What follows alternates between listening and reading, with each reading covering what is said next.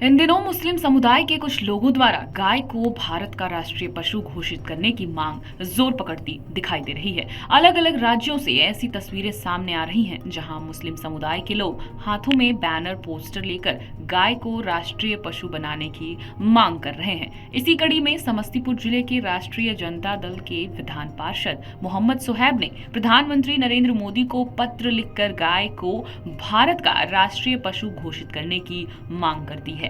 मोहम्मद सोहैब ने अपने पत्र में लिखा है कि गाय केवल एक जानवर नहीं बल्कि भारतीय संस्कृति, आस्था और गांव की अर्थव्यवस्था का अहम हिस्सा रही है। उन्होंने प्रधानमंत्री से आग्रह किया कि केंद्र सरकार को इस मुद्दे पर गंभीरता से विचार करना चाहिए।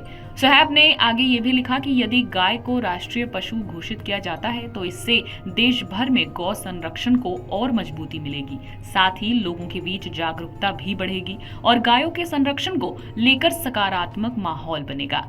उन्होंने लिखा कि गाय का महत्व केवल धार्मिक नजरिए से नहीं बल्कि ग्रामीण भारत की अर्थव्यवस्था में भी इसकी बड़ी भूमिका है। खेती, किसानी, दुग्ध उत्पादन और गांव के रोजमर्रा के जीवन में गाय आज भी अहम आधार बनी है।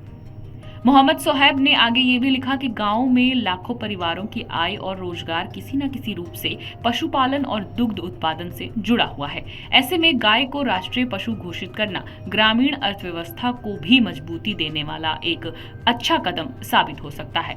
अपने पत्र में उन्होंने ये भी कहा कि गाय को राष्ट्रीय पशु घोषित करने से भारतीय संस्कृति और परंपराओं को नई मजबूती मिलेगी। आने वाली पीढ़ियों को भी अपनी सांस्कृतिक विरासत और भारतीय मूल्यों के बारे में बेहतर जानकारी मिल सकेगी। इसके साथ ही मोहम्मद सोहैब ने उम्मीद जताई है कि प्रधानमंत्री नरेंद्र मोदी और केंद्र सरकार इस मांग पर सकारात्मक फैसला लेंगे। उन्होंने कहा कि ये निर्णय देश की सांस्कृतिक पहचान को और मजबूत करने वाला कदम साबित हो सकता है।